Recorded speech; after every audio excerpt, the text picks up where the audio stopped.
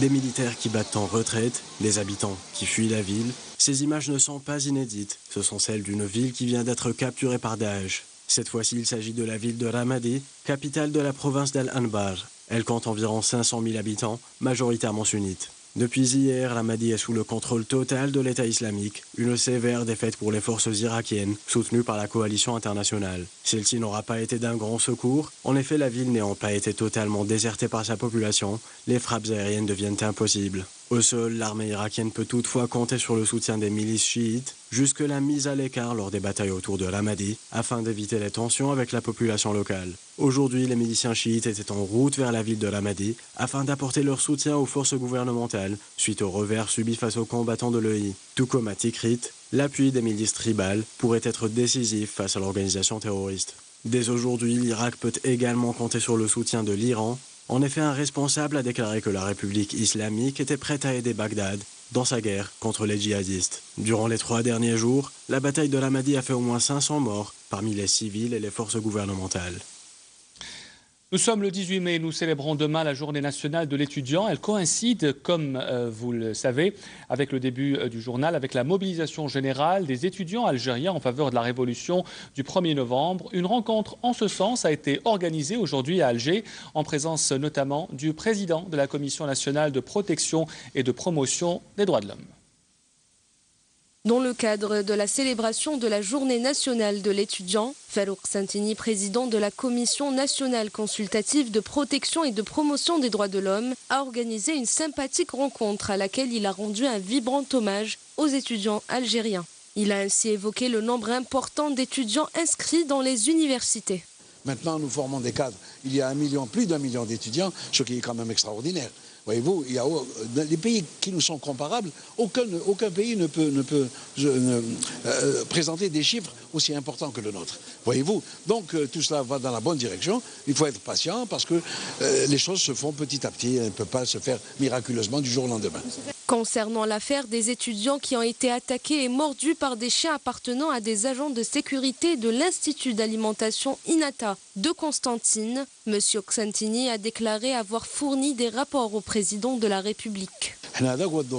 Évidemment, notre rôle est d'informer Monsieur le Président de la République de ce qui se passe, particulièrement répondre aux exigences des étudiants. Je pense que c'est de notre devoir. Et je pense aussi que le Président de la République fait les choses comme il se doit. Le 19 mai 1956 est une date mémorable qui a marqué l'histoire de l'Algérie. Cette journée est devenue celle des étudiants pour mettre en avant le mot d'ordre, l'enseignement comme réponse à la crise. Et à l'occasion de la journée nationale de l'étudiant, l'association des diplômés de l'école supérieure de banque et l'association des élèves et diplômés de l'école nationale polytechnique signeront demain une convention de partenariat stratégique. Cet accord concernera essentiellement le développement d'activités pédagogiques, scientifiques, techniques et technologiques en relation avec les domaines d'études et de recherche de l'ESB et de l'ENP, mais aussi l'accompagnement mutuel dans les relations de partenariat avec les banques, les ministères, les établissements, les groupements et les entreprises publiques et privées. Cette convention encouragera également l'organisation périodique de concours de la meilleure innovation des élèves de l'ENP et de l'ESB. On retrouve les invités du journal.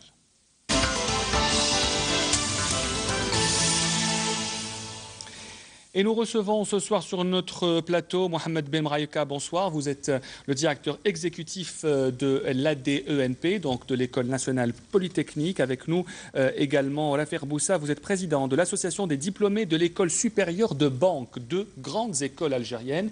Il faut le dire, ce n'est pas n'importe qui même qui peut rentrer, il faut avoir une bonne moyenne, je pense. Donc une convention de partenariat va être signée demain entre vos 2 grandes associations. En quoi est-ce qu'elle va changer les rapports entre les 2 écoles? Que va-t-elle changer dans la vie de vos élèves et de vos étudiants? Monsieur Benmraïka. Merci. Merci pour l'invitation. Il faut vous dire que l'école polytechnique, avec son expérience très très riche dans le domaine de la technologie, s'est rendu compte finalement qu'elle avait besoin d'un appoint. Un appoint en sciences molles. Nos étudiants, certes, ils sont polytechniciens. Nous formons dans 13 spécialités, nous touchons pratiquement toute la technologie. Ce qui manquait, c'est un peu la sociologie, un peu le domaine banquier, surtout que compte tenu de la situation actuelle, avec la chute des prix du pétrole, l'Algérie a besoin d'une croissance, a besoin d'un investissement, a besoin aussi d'un taux de croissance suffisamment élevé, ce qui revient donc à un défi à relever pour toutes les grandes écoles, à savoir les écoles d'ingénieurs, les écoles d'informatique, les écoles de banque, etc. Alors, Monsieur Laterboussa, qu'allez-vous offrir à ces élèves, à ces diplômés de l'École nationale polytechnique de plus qu'ils n'ont déjà comme formation aujourd'hui?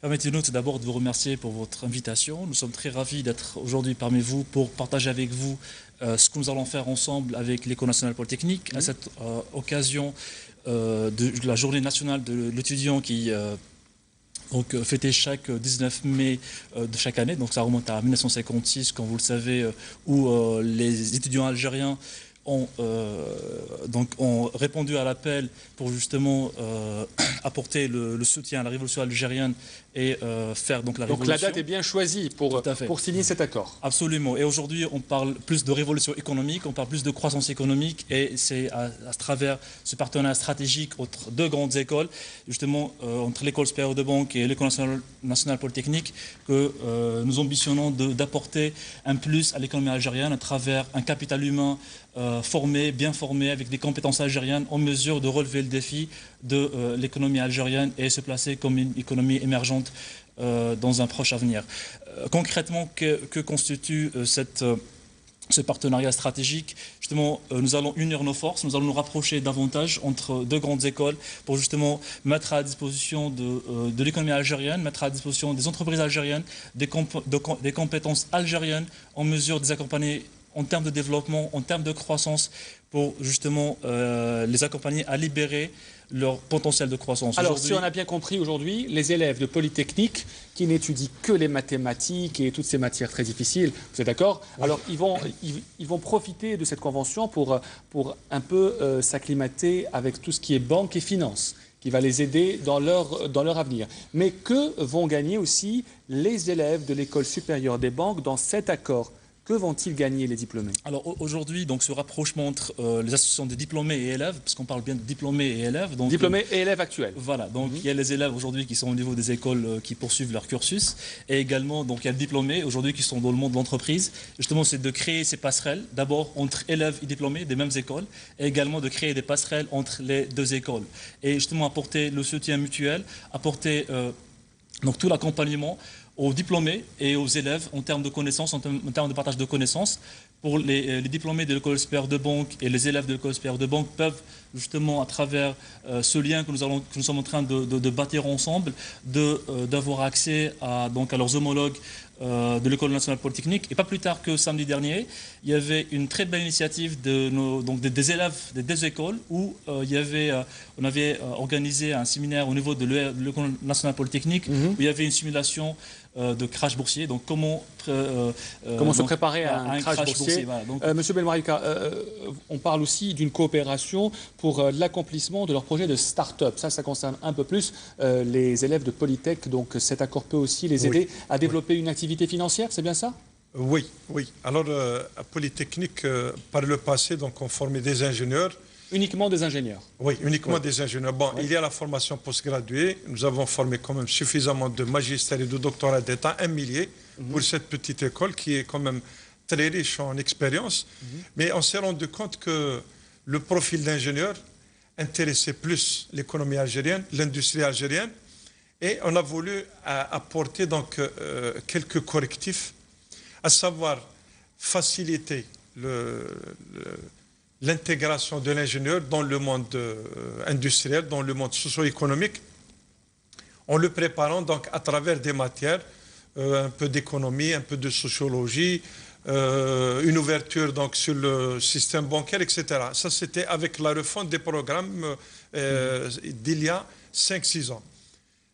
D'un autre côté, nous avons créé aussi de nouvelles filières de management, et une filière qui a été donc l'initiative de Polytechnique avec la collaboration d'une vingtaine de grosses entreprises. Donc c'était la demande de l'industrie, c'est la qualité, hygiène, sécurité, environnement.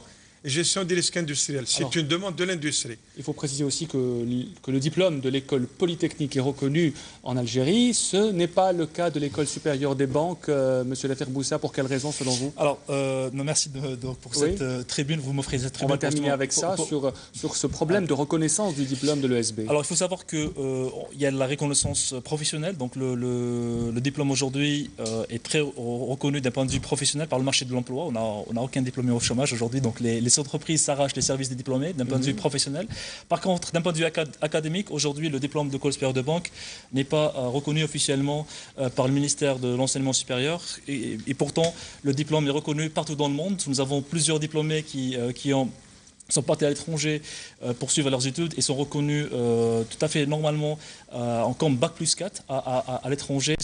Appelés à refaire aucune année, qui sont reconnus dans d'autres pays.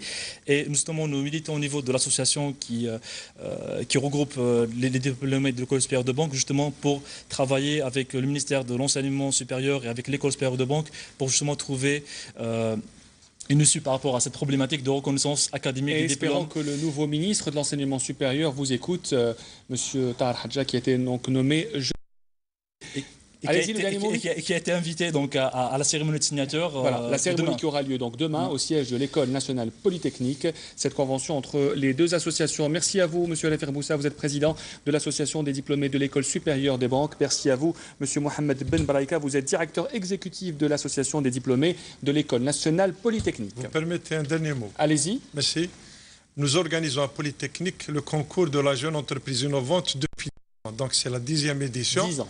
Et les étudiants de Polytechnique, ou du moins les entreprises créées à Polytechnique, ont réussi à décrocher, il y a 3 ans, le premier prix national et le premier prix arabe. La deuxième année, le premier prix national, deuxième prix arabe. Et la troisième année, 2 prix nationaux. Et donc, on compte beaucoup sur les étudiants des banques pour aider les étudiants polytechniciens à faire des montages financiers, à créer des entreprises ensemble, des entreprises qui vont permettre à l'Algérie de devenir réellement, dans une décennie au plus tard, un pays émergent. Merci. Je vous remercie. Monsieur Ben Baraïka a eu finalement le dernier mot. Merci à vous d'avoir été nos invités. On ne se quitte pas sans l'info dernière.